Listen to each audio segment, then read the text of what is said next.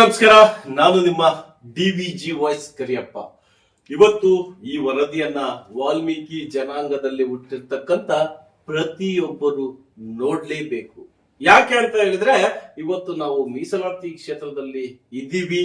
ವಾಲ್ಮೀಕಿ ಅವರ ಇತಿಹಾಸವನ್ನ ಕುರಿತು ಮಾತನಾಡ್ತೀವಿ.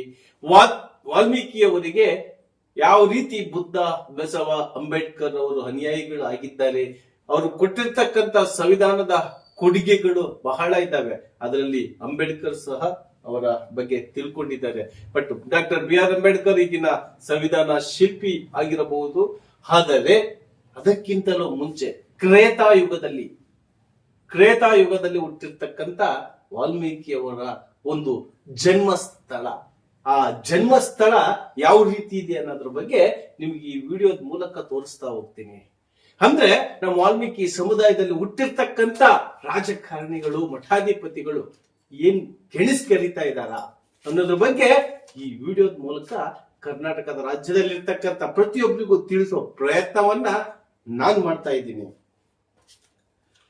ಶಿಡ್ಲಘಟ್ಟ ವಿಧಾನಸಭಾ ಕ್ಷೇತ್ರದ ಶ್ರೀ ವೆಂಕಟರಮಣ ಜಾತ್ರೆಯ ಪ್ರಯುಕ್ತ ವಾಲ್ಮೀಕಿ ಮೂಲ ಸ್ಥಳದಲ್ಲಿ ಜನರು ಎಷ್ಟು ಬೇಜವಾಬ್ದಾರಿಯಾಗಿ ಮದ್ಯಪಾನ ಹಾಗೂ ಧೂಮಪಾನ ಮಾಡಿ ಅಲ್ಲೇ ಇರುವ ವಾಲ್ಮೀಕಿ ಸಮುದಾಯ ಭವನದಲ್ಲಿ ಎಷ್ಟು ಕಸವನ್ನು ಹಾಕಿದ್ದಾರೆ.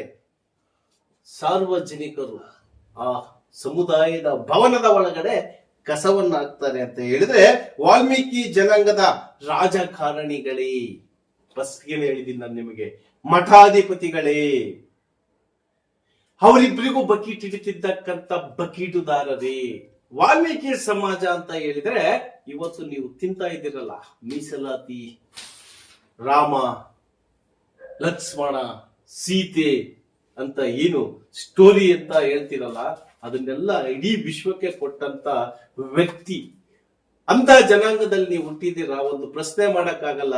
ಒಂದು ಇರ್ತಕ್ಕಂಥ ಬರೀ ಅಲ್ಲಿರ್ತಕ್ಕಂಥದ್ದಲ್ಲ, ಹಿರೇಮದೇಕರಿ ನಾಯಕರು ಮಾಯಕೊಂಡದಲ್ಲಿ, ತಿಮ್ಮಪ್ಪ ನಾಯಕರು ಮತ್ತಿಯಲ್ಲಿ, ಹಲವಾರು ಇತಿಹಾಸ ಇರ್ತಕ್ಕಂಥ ಜಾಗಗಳನ್ನ ಇವತ್ತು ದರಿದ್ರವಾದ ಪ್ಲೇಸ್ಗಳನ್ನ ಮಾಡಿದ್ದಾರೆ.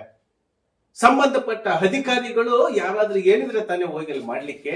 ಧಾರ್ಮಿಕ ದತ್ತಿ ಇಲಾಖೆ, ಪ್ರವಾಸೋದ್ಯಮ ಇಲಾಖೆ ಇವೆಲ್ಲ ಏನ್ ಮಾಡ್ತಾ ಇದಾವೆ ಅಂತ ಹೇಳಿದ್ರೆ ನಾವು ಹೋಗಿ ಅವ್ರಿಗೆ ಅರ್ಜಿ ಕೊಡ್ಬೇಕು. ಇತಿಹಾಸ ಇರ್ತಕ್ಕಂಥ ಪ್ಲೇಸ್ ಅವ್ರಿಗೆ ಗೊತ್ತಿದ್ರು ಸಮೇತ ನಾವು ಹೋಗಿ ಅವ್ರಿಗೆ ಅರ್ಜಿ ಕೊಟ್ಟು ನಮ್ಮ ರಾಜಕಾರಣಿಗಳಿಂದ ಅವ್ರಿಗೆ ಪ್ರಚಾರ ಹಾಕ್ಸಿ. ಯಾಕೆಂತ ಅಂದ್ರೆ ನೋಡ್ದೆ ನಾನು ಹಿಂದೆ ಇದೇ ಮದಕರಿ ನಾಯಕರ ಒಂದು ಸಮಾಧಿಗೆ ಇದೇ ರೀತಿಯಾಗಿ ಕುಡಿದು ಅಲ್ಲೇ ಸಿಗರೇಟ್ ಸೇದು ಧೂಮಪಾನ ಪ್ರತಿಯೊಂದು ಚಟಗಳನ್ನು ಅಲ್ಲಿ ಮಾಡ್ತಾರೆ. ಅಂತ ಪುಣ್ಯ ಸ್ಥಳವನ್ನ ಕಾಪಾಡೋ ಯೋಗ್ಯತೆ ಇಲ್ಲದ ವ್ಯಕ್ತಿಗಳು ವಾಲ್ಮೀಕಿ ಸಮುದಾಯದಲ್ಲಿ ಮುಂಚೂಣಿಯಲ್ಲಿದ್ದಾರೆ ಅಂತ ಹೇಳಿದ್ರೆ ನಾಚಿಕೆ ಆಗ್ಬೇಕು ಅವರಿಗೆ. ಆದಷ್ಟು ಬೇಗ ಅದಕ್ಕೆ ಸಂಬಂಧಪಟ್ಟ ಅಧಿಕಾರಿಗಳಿಗೆ ಗರುಡ ನ್ಯೂಸ್ ನವೀನ್ ಕುಮಾರ್ ಅವರು ಮನವಿ ಮಾಡಿದ್ದಾರೆ. ಅದೇ ರೀತಿಯಾಗಿ ಅಲ್ಲಿನ ರಾಜಕಾರಣಿಗಳು, ಅಲ್ಲಿನ ಸರ್ಕಾರಿ ಅಧಿಕಾರಿಗಳಿಗೆ ಡಿವಿಜಿ ವಾಯ್ಸ್ ಮುಖಾಂತರ ಮನವಿ ಮಾಡ್ತಾ ಇದ್ದೀವಿ. ಅಲ್ಲಿನ ಒಂದು ಪುಣ್ಯ ಸ್ಥಳವನ್ನ ನೀವು ಉಳಿಸಿಕೊಡಬೇಕಾಗಿ ತಮ್ಮಲ್ಲಿ ಮತ್ತೊಮ್ಮೆ ವಿನಂತಿ ಮಾಡ್ತಾ ಇದ್ದೀವಿ. ನಮಸ್ಕಾರ.